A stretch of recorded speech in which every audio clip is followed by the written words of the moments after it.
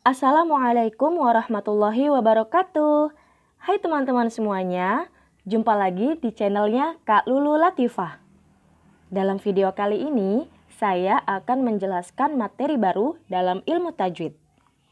Nah, kemarin kita kan udah belajar tentang mat lain, mat arid lis sukun, kemudian lam tebal dan lam tipis, terus hukum mim sukun dan hukum nun sukun. Nah, dalam video kali ini ada judul baru, yaitu berjudul mat tabi'i. Apa itu mat tabi'i? Kita lihat di selanjutnya. Nah, mat tabi'i, jika kita artikan per kata ya, mat itu apa sih? Dan tabi'i itu apa sih artinya? Nah, mad itu artinya panjang. Jadi mad ya, mad itu artinya panjang. Sedangkan tabi'i itu artinya biasa. Jadi maksudnya mad tabi'i itu adalah bacaan yang dibaca panjang, yang dimana panjangnya itu biasa aja, tidak terlalu panjang, tidak terlalu pendek. Nah, dibaca panjangnya itu 2 harokat. Jadi kalau misalkan dalam Al-Quran kita menemukan bacaan mad tabi'i, cara bacanya tidak usah terlalu panjang, cukup 2 harokat atau 2 ketukan. Nah, pengertian mad tabi'i. Apa itu pengertian mad tabi'i? Apabila ada fathah bertemu dengan alif, kemudian apabila ada dhammah bertemu dengan waw sukun, dan selanjutnya apabila ada kasrah bertemu ya sukun. Jadi ini merupakan bentuk dari mad tabi'i. Jadi mereka berpasangan. Fathah itu pasangannya dengan alif.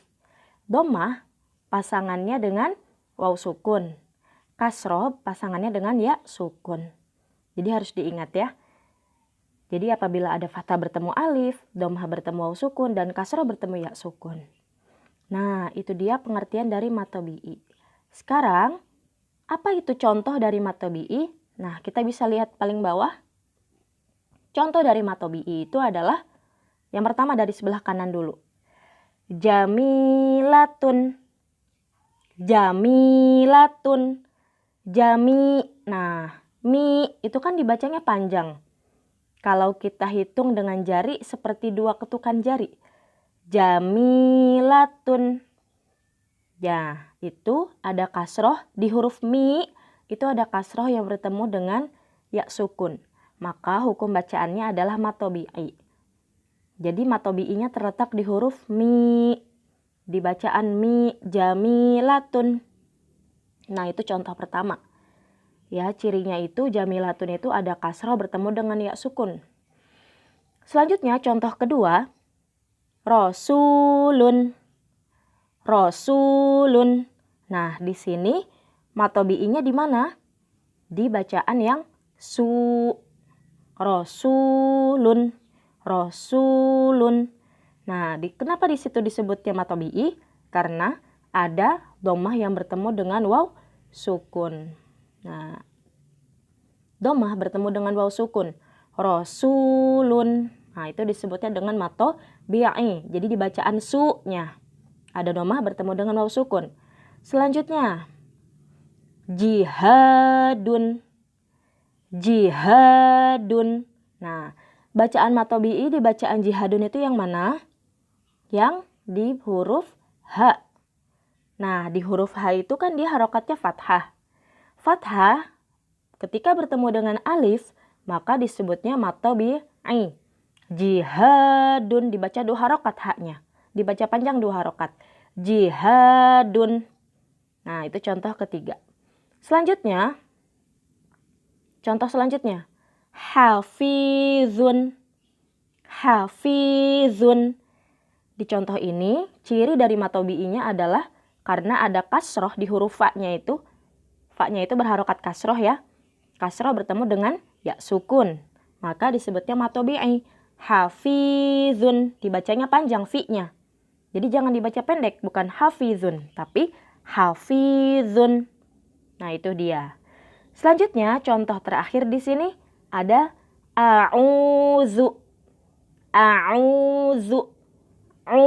Nah, itu dibaca 2 harokat panjang. Kenapa? Karena ada dhammah yang bertemu dengan waw sukun. Nah, ini biasanya kita temukan di bacaan surat An-Nas. surat Al-Falaq ya kan. Qul a'udzu birabbin nas. Nah, a'udzu itu hukumnya mad tabi'i karena ada dhammah yang bertemu dengan waw sukun. Oke. Selanjutnya, nah, di sini mad tabi'i selanjutnya ada contoh-contoh dari mad tabi'i.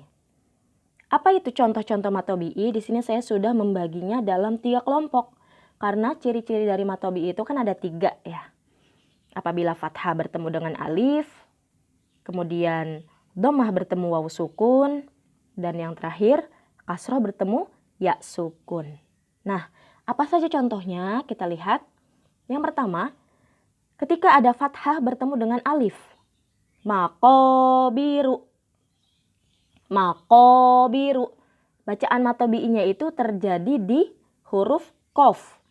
Kenapa? Karena di huruf qaf ini dia berharokat fathah. Selanjutnya bertemu dengan alif, maka dibacanya 2 harokat dan hukumnya menjadi mad tabi'i. Maqabiru. Selanjutnya contoh kedua. Kalla. Nah, di huruf lamnya dia harokatnya fathah bertemu dengan alif, maka hukum bacaannya disebut mad tabi'i. Dibaca 2 harokat. Contoh selanjutnya, syita'un. Nah, ini juga sama, ada fathah yang bertemu dengan alif. Itu dia bagian yang pertama. Ciri yang pertama. Nah, selanjutnya kita lanjut ke ciri kedua. Dhammah bertemu waw sukun. Kita lihat di contoh pertama, yaqulu. Nah, di huruf qaf itu harokatnya dhammah. Setelah huruf qaf ada waw sukun.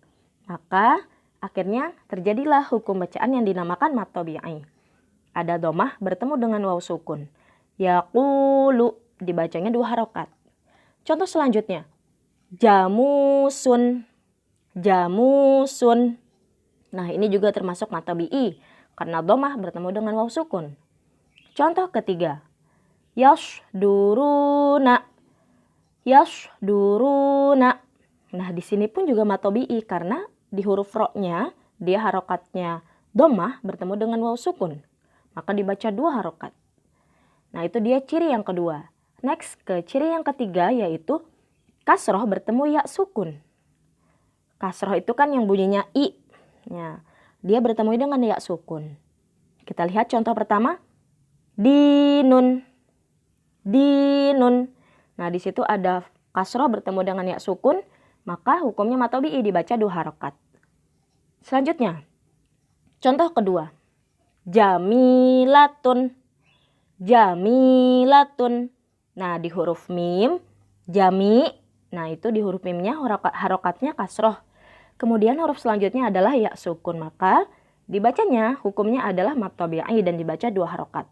Jamilatun. Contoh terakhir, mufidun. Nah, di sini pun di huruf fa dia harokatnya itu kasroh, kemudian bertemu dengan ya sukun, maka hukum bacaannya adalah mad tabi'i. Nah, itu dia contoh-contoh dari hukum mad tabi'i. Dan kemudian terima kasih. Itu dia penjelasan hari ini tentang mad tabi'i. Semoga bisa menjadi manfaat dan semoga teman-teman semuanya bisa paham dengan penjelasan kali ini. Terima kasih. Wassalamualaikum warahmatullahi wabarakatuh.